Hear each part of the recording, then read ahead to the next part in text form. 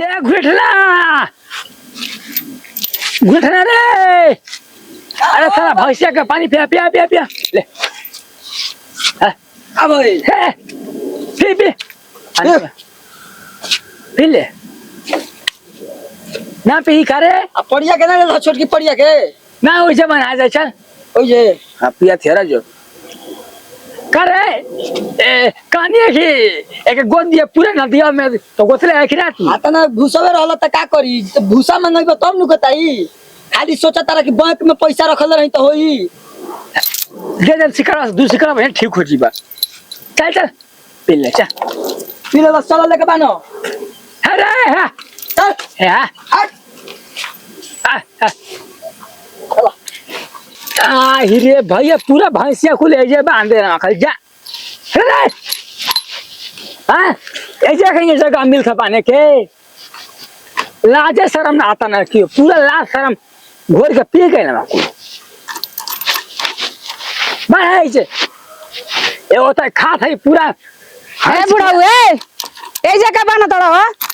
आपन भैंस निकाल के ले जा कहता नहीं ना सुनात नहीं खे कहता है अपन जैसे भैंस ले जा ए जे हमनी के खूटा पे मत बांधल करो बस ले जाई 2 दिन खातिर 4 दिन खातिर तू कहले वाला कि बांधब आए आ तू महीना दिन से बांधा तोड़ा तारा के नहीं की बोलत एकर मतलब कि भाई सही से बनाई एजा ना बनाई ऐसे बनाई एजा ना बनाई तो जन करे तो कर लिया जा करे के होई उ तो हम कह देते तो बुझा जाई हां जा जा कर लिया जा हां बोलाई का अपन बबा जी के बुलाए हाँ। का अपन ग्रुप पे के नाखे हां तो बोला ली हां बोला ली बोलाला हां तो तू बोलाला बोलाला एजे से लेके जाइबो कि ना ना ना हमार भैंसे में ना कर लगार भैंसिया तो घर को चाहिए घर को जैसे ले जा हमारी जमीन में ना तोर बना भैंसी नहीं थोड़ी भी हमार भैंसिया हाँ तो ज्यादा मैं भैंसे जैसे नहीं तार का में नहीं ना हमारी के बनाते ना हम तो जबान लड़ाई तो मार के लिपस्टिक ये दिया जे वही है तू हमारा के मार देबो अब 2 मिनट में लिपस्टिक तू हमारा के मार देबो आ तू हमारा के मार देबो रंगदारी बतिएबे तू तू हमारा के मार देबो आ तू हमारा के मारबो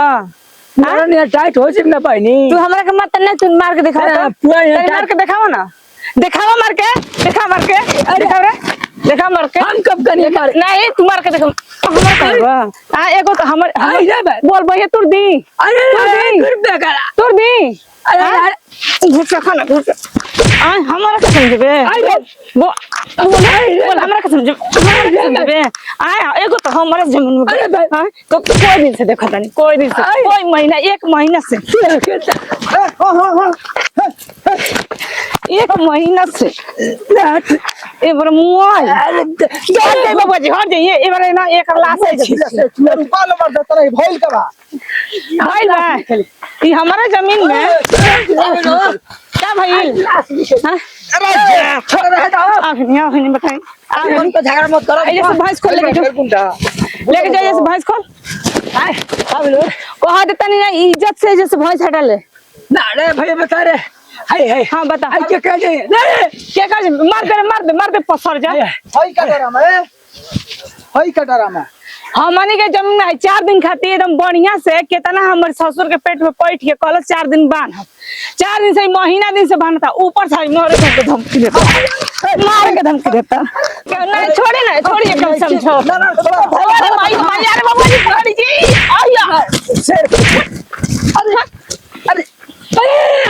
तोड़ दी भैया को हटाइबे अपन भाई से जैसे कि नहीं ना हटाइबे छोड़ ठीक है भई जाई हटाई भाई जल्दी हटाओ जल्दी हटाओ जल्दी हटा दियो सो जल्दी अपन भैंस ए जे तोर भैंस ना रही त ना रही 4 दिन खाती बनल रहता काहे खाती जे लेके बाहर तारो रोज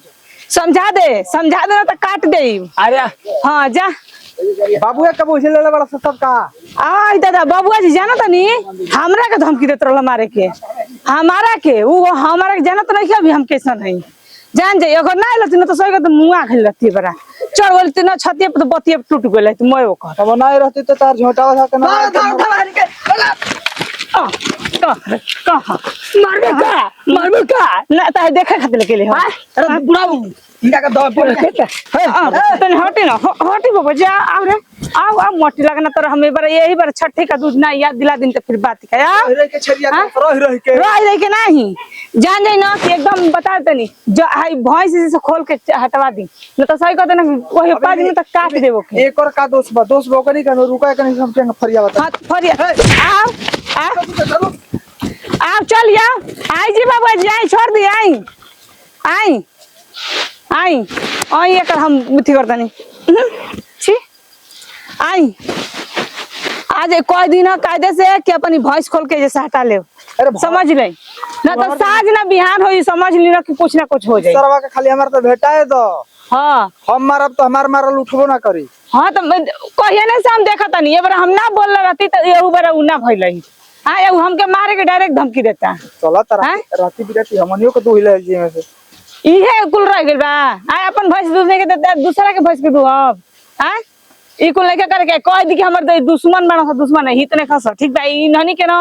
सो को तने एक लोटा गिलास एक गिलास पानी दिहल मुश्किल हो गेल बा महंग बा समझ ली हिरो लिया के बसैलु ते हम 4 दिन खातिर हां मना ई और भैया कहानी के रहे तन में 4 दिन खातिर बा 4 दिन खातिर 4 महीना के सोचता ना सा ई 4 दिन का ना 4 महीना के आगे ले सोचता ना सा ठीक बा कायदे से हटवा दी कोई दिनों के कायदे से हटा दी ना तो फायदे में तो समझ ली घाटा में चल जाए हां ए बार इनके पाहिए हां अरे बाप रे बाप अरे भैया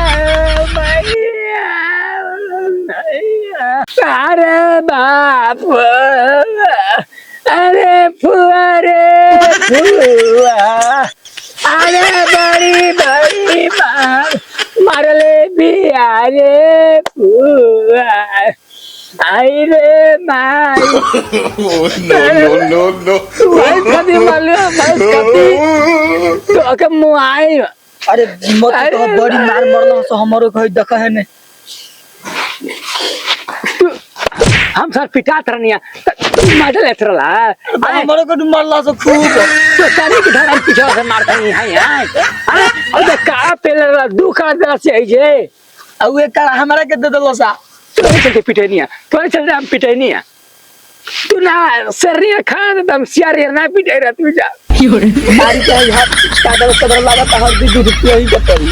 हम तो मस्जिद तो घर द्वार बना लिए कैसे दुआई अच्छा हम लेके आए जाके सांझी खान अरे बहनी रे बहनी छोड़ा चलो चलो हरदी दूध पियाई तारा के चलो काटा रख ले काटा अच्छा तो बाबू लोग निकाल भूसा में से निकाल भूसा में से निकाल अब छोड़ा मारी मत करो ना तो मुंह आदि हंसो तो निकाल खून के बदला खून अब खूने से दूध पियल दे चल चलो चलो, चलो बुझाता खून से, बड़ा चल। मुंह पे लागल अच्छा